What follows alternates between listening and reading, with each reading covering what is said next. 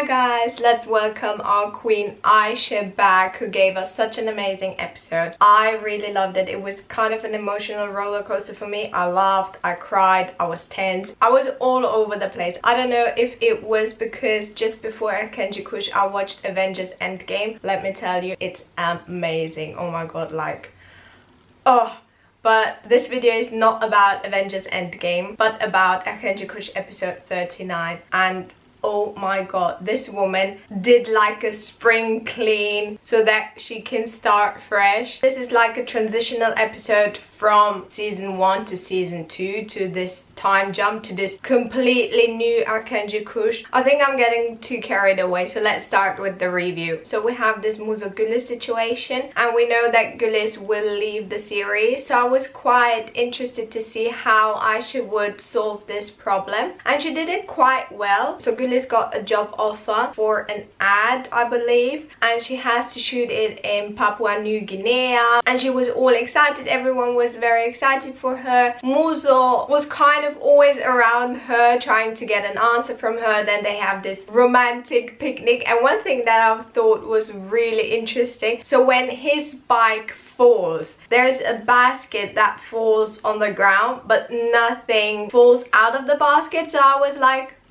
okay, but that scene was quite funny. And then they wanted to eat strawberries like in romantic movies, and she was like, well, let's lock arms, and he's like, no, I will feed it to you and you'll feed it to me, and then he just shoves it in her mouth. She almost died there. It was hilarious. Anyways, he proposes once again, and she says, I have this job offer, and when I come back I will say yes. And Musa is like, no, I will go with you and we'll have a wedding there and blah blah blah. So he really wants to go with her. She's kind of hesitant, so I suppose that something will happen between them. He will come back and Gülis will stay there. I don't know. Anyways, then we have this whole Ayhan saying goodbye thing. We did get a proper goodbye from Ayhan, not one like Osman had, like where he only said goodbye to Layla. So the first time we really hear Ayhan say the words that she will leave is that night where Sanem wants to tell her the good news that a publishing company wants to publish her book in America, and Sanem is all devastated and cries, and that scene was quite emotional. And Sanem was like, well, who am I going to go to when there is a problem? Layla left me, Osman left me, now you leave me, why are you doing this, blah blah blah. And then Muzo comes, and it got all emotional because they're childhood friends and everyone is going their own path. Anyways, then the next day she's at that bus terminal, and she was kind of hesitant, and I felt bad that no one was there because she looked at a couple who hugged and said goodbye, and I was like, oh. But then I see JJ and I was like, oh my god, please JJ, make it in time. And then when the bus is about to drive away, he comes. Anyways, JJ is asking, do you really want to go? Yes, I have to go. She says, look, I had dreams once, I'm not interested in marriage, and now I don't know who I am anymore, and I need to find myself. That's why I'm doing this, and you're my destiny, and blah blah blah. And he says the same, and then gives her the address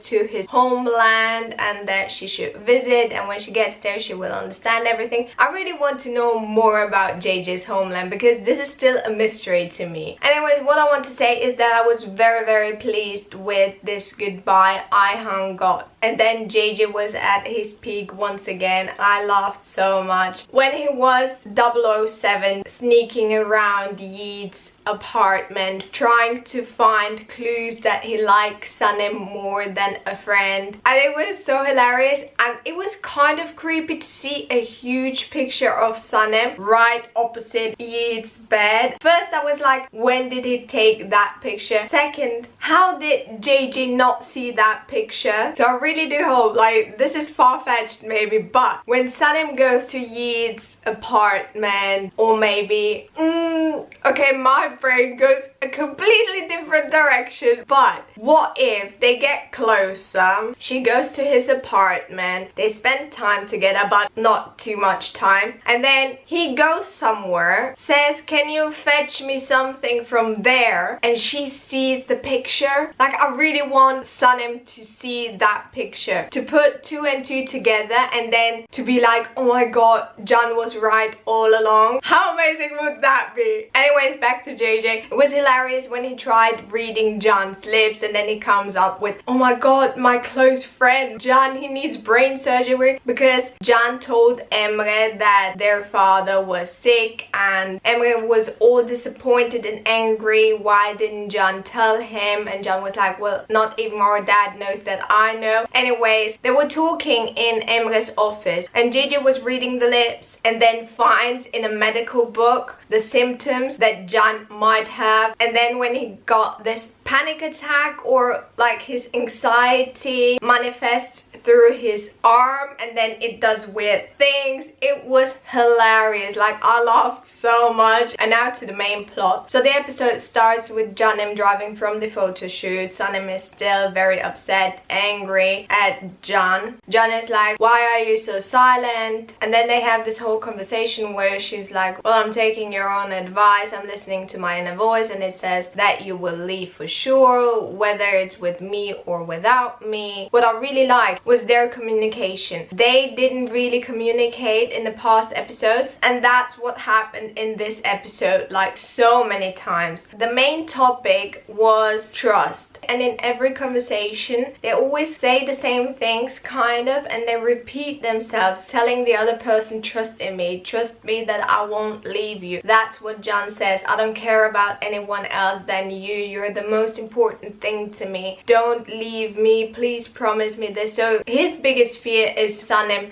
leaving him, and Sanem's biggest fear is for him not to trust her. And she says it in the car that she really wants him to be by her side when she makes her dreams come true. This is kind of the basic line of all of their conversations throughout this episode. And even Sanem says in the car that the only topic that is left unspoken between them is trust, and that's so true. Anyways, they're driving to Sanem's house where Mama David is, and she's fighting once again with Mevkebe because both of them want to see if everything on the list was done. They're close to cancelling the wedding. Can comes up with the solution, and Sanem wasn't very happy about it because problems that concern other people he can solve very quickly, but their problems, they keep going and going and going, and there's no solution inside. And that's what she tells him in her room. And then Yeet calls because he has news for her, and Can isn't very happy about this phone call because he says, why don't you see that he has other intentions than your career? And she sees the good in Yeet. Can is still skeptical of him, and that's where again the topic trust comes up. So while Can tells Emre about Aziz's condition, I don't think I said how they got to that topic, because Emre was like, I hope that father will come to my wedding, and Can is like, don't bother, I already called him, he won't come. And Emre is like, how can he not come to his son's wedding? And that's when Can has to tell him, but at first he was evading the question. Then he tells him the truth, and then this whole discussion happens. In the meantime, Sanem is in Yeet's office. Yeet tells her that he has a partnership with an American publishing company or something like that,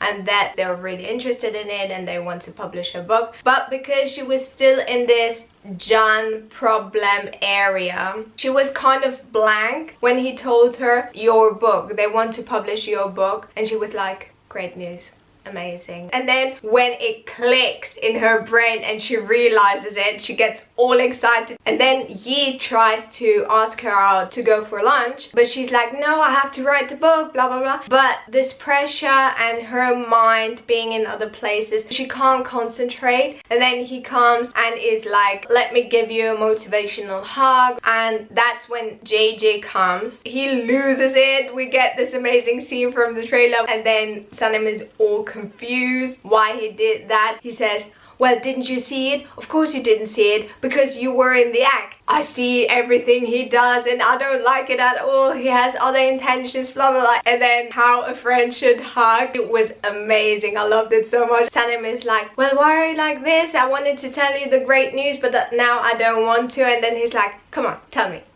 come on, tell me, don't be like that, tell me. And then she tells him the great news and he's like, oh my god, I knew it. It was so funny and I really love their relationship, and I think everyone needs a friend like JJ in their life. Then we get Sanem in Yeet's office talking about how they will proceed and everything, and John comes, listens to it, and he comes and says, well, I just wanted to take Sanem because I'm tired, so we can go. Sanem is not very pleased at how mean John was towards Yeet, and then they have once again a talk. Sanem being like, why didn't you ask about the news? Well, do you remember when you told me about your dream to write a book by the seaside? And it was in episode 3, I believe, when they were in Arba. She's like, yes, you know, I'm proud of you, I support you, I'm so proud of you that you fulfill your dreams, but the only thing that concerns me is Yeet. And that's once again a topic of trust, because Sanem is like, well, why don't you trust me? Look, you spent so much time with your ex-girlfriend, she lived in your house and I trusted you. Then we get to see Jogging John again. He thinks about this whole situation, Sanem and Yeet, blah blah blah, and he comes up with that idea to call a friend and ask him about Yeet to find out if he's really a partner in a publishing agency in America. And Sanem is also there at the seaside because she was sad that Ayhan was leaving and everything, and Layla actually called her and told her that Aziz was sick and if she knew about that, because before that Layla was actually convincing Emre to call Aziz. Anyways, Sanem is all shocked to hear the news about Aziz, and then Can comes, asks her what is wrong, why are you sad, and she tells him the situation with Ayhan. But then she's like, why didn't you tell me about your father? And he's like, well, kind of closing off, and she's like, I'm here, you can talk to me, just trust me once again. Anyways, the next morning we get Liam waking up, which was really adorable. Then we get the Emre and Can conversation, them apologizing to each other, and then Layla screams all panicky, oh my god, they don't have a suit and a gown for the wedding. Mama David was like, well, I will go, come with me, blah blah blah. Can was like, no, just leave them alone, don't treat them like kids, come here, I need to talk to you. And that's when he hands her keys to an apartment that he bought for her and was like, well, don't stress about it, but also don't delay it. And she was very angry when he walked away. Then we get Liam shopping for a wedding dress and a suit, and then she kind of makes fun of Emre and he's like, well, I found the perfect dress and it was all red. And he's like, oh really? Yeah. So you could really see it in his face. He's like, oh god, no, please don't buy it. And then she tells him that it was all a joke, and Mevkebe actually calls, and then she does the same thing to her, and it was hilarious. She's like, I would say on the phone, just try on other dresses, and then you get to see Layla doing kind of a fashion show for Mevkebe. And then you also see Emre and Mevkebe talking to each other, which was really adorable. Anyways, Layla found the perfect dress. She looked amazing, she looked breathtaking. I loved it so much. It was so classy but also fashionable. It was amazing. I really loved it. So while Liam was shopping, we get to see Sanem coming to Can and trying to write, and while she's waiting for him to open the door, she's like, oh my god, like her inspiration is coming and it's like this. And then he opens the door and she's still in her bubble, and he is like, okay, what are we doing, you know, touching hands. It was hilarious. I really loved those little moments. And then we get the preview, and the kiss is interrupted by JJ, Deran, Gülis and Yeet, because Yeet was actually looking for Sanem. Deran told him that Sanem was at Can's and that they were going there, and JJ was not happy about Deran inviting Yeet to come as well. And then there was a little stare down between Yeet and Can didn't look thrilled at all when he saw Yeet, and Deran was like, well, I invited him to come along, and JJ was like, yes, she did. Deran invited him, like not happy at all. And because so many people were there, Sanem went to a more quiet place to try to come up with something to write. And Yeet actually comes, gives her a book, and they talk a little bit, and Can is not happy about it. Can comes, Yeet goes. Sanem gives Can a book that she also gave JJ and Mama David. Mama David was watching them, and Yeet goes to Mama David, and Mama David is like, you're so naive, do you really really think that Jan would let you publish Sanem's book? And just seeding his brain once again. And she's like, well, did you see what happened to Fabri? I mean, look at him, he's in prison now, you're so naive, blah blah blah. Well, I almost forgot, we also get to see Melahat and Mevkebe kind of mixing up a CD for the wedding. Rich Uncle and Nihat also joined them and they all danced, and it was kind of a deja vu for me, and I really liked those hints towards the older episodes, and for me it was a hint towards the first episode. Anyways, we get this whole zipper scene that we already got in the trailer with naughty Jan, and right before they want to go to the wedding venue, Sanem is like, well, I'm so nervous, I need to go to the toilet, and Jan packs up her bag, which was really sweet of him, but then he sees the book Yid gave Sanem and what was written in it, and he didn't like it at all. Then we get the wedding. Liam comes, everyone is very happy for them. It was so cute when Sanem was like all excited for her sister and Jan was like this to Emre. It was so cute. And then they had their first dance, and while they had that, Janem had a little conversation where Sanem was like, well, why are you like this, in a bad mood, and Jan was like, well, I saw what Yid has written in that book. And once again it comes down to trust. Why don't you trust me with him? And Sanem is like, sometimes I don't even recognize you, and Jan is like, well, maybe you don't know me that well. It was like, oh my god, no, Jan. Anyway, she gets all mad and upset and walks away, but then he catches up with her and they start to dance. Or before that, Daran actually asks Yi to dance. They have this little conversation about love. Daran is like, well, I want to fall in love, and then he says that for him love means to be constantly by someone's side whether they want you or not, which was really creepy. And he kept looking at Sanem like creep level 100. And then the cake comes and Layla is like, the next dance is very important because my parents danced for the first time to this music and it really means a lot to me, and I want them to come and dance as well. And then the DJ messes up the music and Turkish, like traditional music, comes, and then everyone is like yes and having a good time, and Layla is like, no, that's not the song, that's not the song. And then Sanem trying to teach Mama David some dance moves, how to do with your hand and with the hand and blah blah blah. And then Sanem and Emre dancing with each other. People were like, how can Mama David tell Layla that she needs dancing lessons if she can't dance herself? Because people were just seeing this, that she couldn't do that. And I think Mama David can dance, but she knows like all those ballroom dances, but she doesn't know the more party stuff and Turkish, I don't know. So that's why it looked really awkward for Mama David. Anyways, when JJ was talking to Jan that he would take care of all the costs of his surgery, Jan's friend appears and I'm like, was he invited to the wedding? Anyways, he tells Jan that Yid isn't a partner in any of the American publishing companies, and he gets really angry. But then you get to see Yid telling Sanem, well, he will leave the wedding because he has to sign some documents from America that just came in. So I was like, oh my god, no.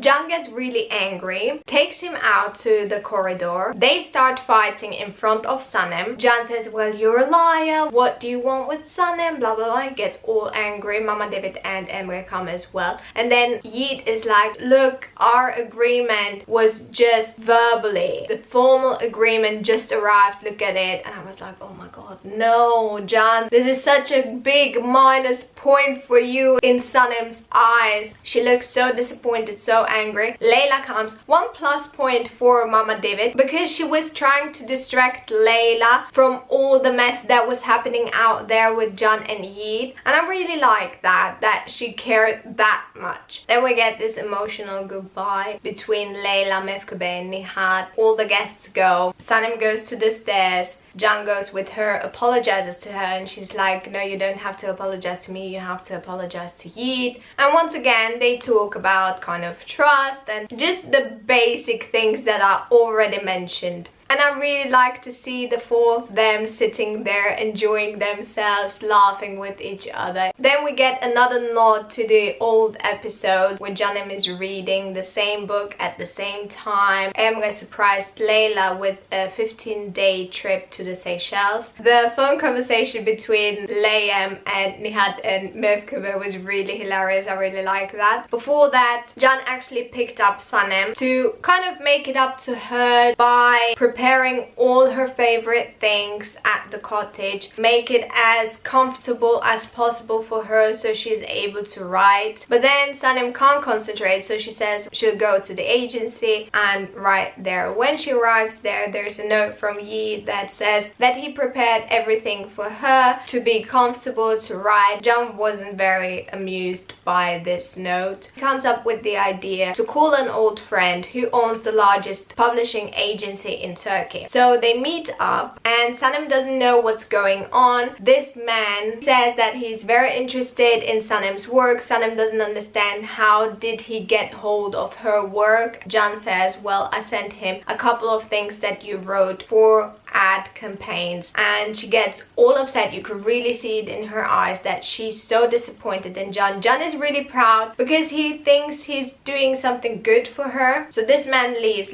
a card with Sanem. Sanem rips it off, is all angry. Can doesn't know what is happening, runs after her. She tells him that she felt really humiliated, that she didn't want to be recognized or be published or achieve her dreams through other people's connections, but through her own power and her own talent. And he's like, I just wanted to help you because I love you. And she's like, don't tell me you love me, I want to see it. Then we get Yeet calling Sanem, asking her how far she got, and she says, well, I couldn't write, I'm sorry, maybe it's not meant to be. But then she sees her notebook and has an idea that she wants to publish her, not really notebook, but her diary, where she wrote all her feelings for Can since the day they met. And she's like, well, I can't publish it without Can's permission because in the end it's their love story. So she goes to him and asks him, or more, gives him the diary to read and then to tell her is she allowed to publish it or not. And he's like, you can do whatever you want. And she's like, no, it's our story, I want to have your permission to do that. Mama David listens to it, where I'm like,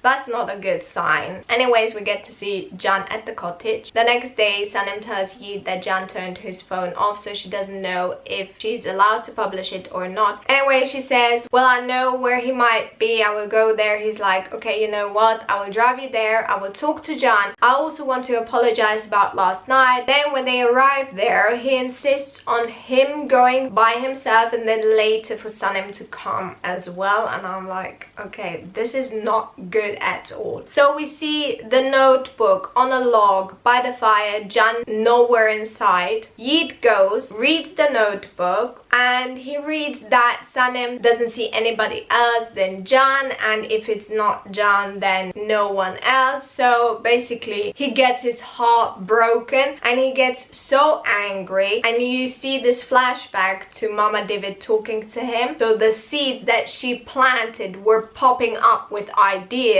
and Can comes and then he looks at the fire, and I'm like, don't you dare throw that diary in the fire. And what does he do? He throws it in the fire, runs away. Can comes, doesn't notice anything, and then Yeet comes all like, well, Can, I wanted to talk to you more so about Sanem's book, and then looks at the fire and is like, oh my god, is that Sanem's book? Can is all alarmed, even tries to get it out of the flames with his bare hands. And in my eyes, you could really see how much he cares for Sanem, how much he wants to read that notebook, to, I don't know, you really see what it means to him that he was willing to burn himself. And Yeet keeps saying, you don't deserve Sanem, why did you burn her book? Of course Sanem hears commotion, goes out, and she's all shocked of what she hears from Yeet. And then Can gets all angry and is like, you did this, you did this. And then he pushes Yeet and Yeet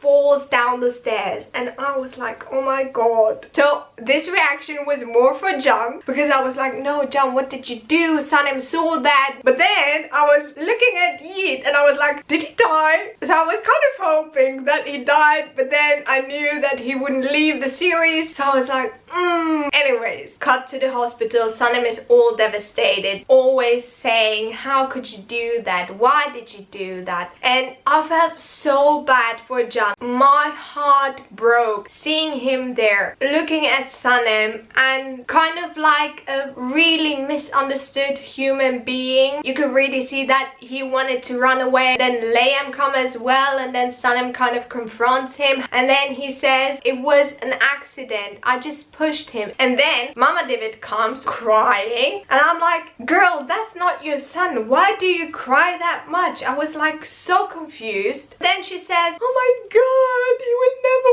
walk because his spine got injured, and oh my god. And I was like, oh my god, no. Now John has to live with that guilt of knowing that he caused all of that, and you can really see that he regrets everything and is like, I have to talk to Yeet. And then we get to see all in Yeet's room, and John says, well Yeet, I didn't mean to do that, I'm deeply sorry, and I would do anything you want to make you feel better. And then Yeet's answer is like, the only thing that you could do is to never cross my path. And Sanem kept patting his hand. I was like, oh my god. And John saw that and he gets all frustrated, goes out. Sanem goes out as well. What I forgot to say is that the doctor actually wanted to go in, but Mama David stopped him, and that will make sense later. So we get this whole Janem conversation. Jan keeps telling her that it was an accident, that he didn't do it on purpose, and the only thing was that he didn't control his force behind the push, but everything else was an accident. And she's like, well, if you could do that to Yeet, would you do that to me as well? And the shock in his eyes that she would consider that he would do such thing to her, it hurt me, that it hurt him. And then he's like, I would never do something like that, I would never do anything to hurt you, I would rather die than hurt you. And then she's like, well, is that why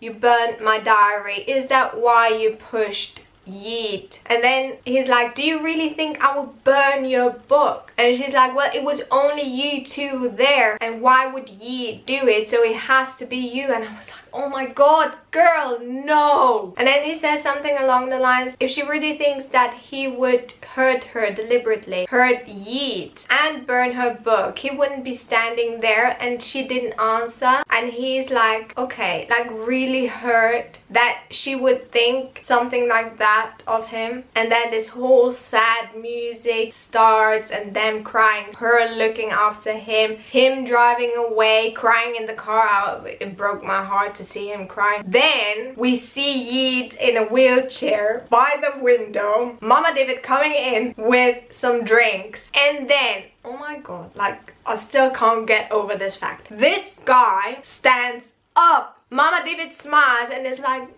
good boy. And I was like, you have to be joking. How can a mother deliberately hurt her son that much? But now the scene with the doctor makes sense, because maybe the doctor would have said, well, you're good to go in a couple of days. So her plan would have, what do you call it? Like, people would have known that it was all planned and that Yeet could actually walk. And one thing that I've noticed, when he took the tray from her, he didn't look that pleased with himself, I have to say. And that's the end. Thank god we get a new episode next week, because if I had to wait the whole summer until September, I would have died. And now to Alex's predictions for episode 40. So, oh my god, I can't, like, just thinking about it, I'm all excited. I can't wait for next week. They're killing me with the preview that we got and the trailer we got on Sunday evening, and I'm like,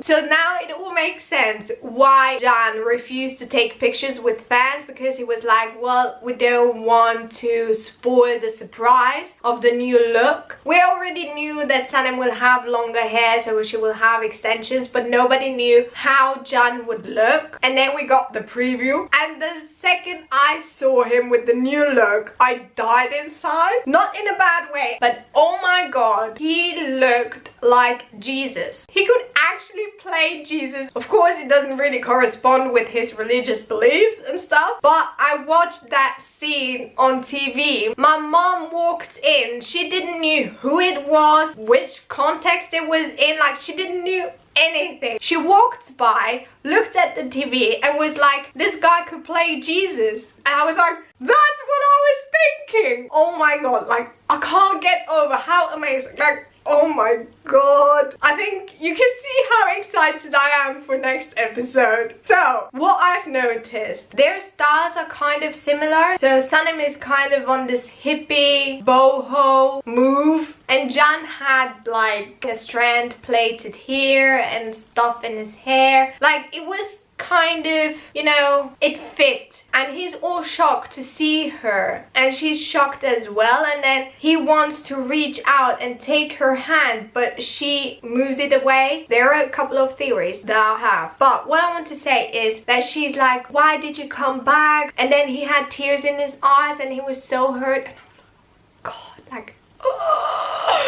now I know why Can and Demet are so excited for episode 40, especially Can. Then we get the trailer where we have Sanem at this reading of her book, and she reads out of the book, and it was all emotional, and she says that he's everything that I see and he's all that I want. And they cut to Can on his boat, so basically she's talking about Can, and then a person from the audience asks her, in the book there's a happy ending, was it inspired by your life? And then she's like, fairy tales never happened in real life or something like that. So basically that she didn't have a happy ending. But girl, I promise you, you will have a happy ending, I'm sure of it. And then he walks by while she's reading it, and I'm like, oh my god, this will be amazing. So I don't think you can call it a theory, but one thing is we will see Yi in a wheelchair. So Sanem still doesn't know the truth that Yi can walk, or Mama David and Yi planned it that way that he will heal miraculously. So Sanem still doesn't know the truth, I would say, because why would she react like that? Or she's angry and disappointed that Can ran away. That's all I can come up with at the moment. I tried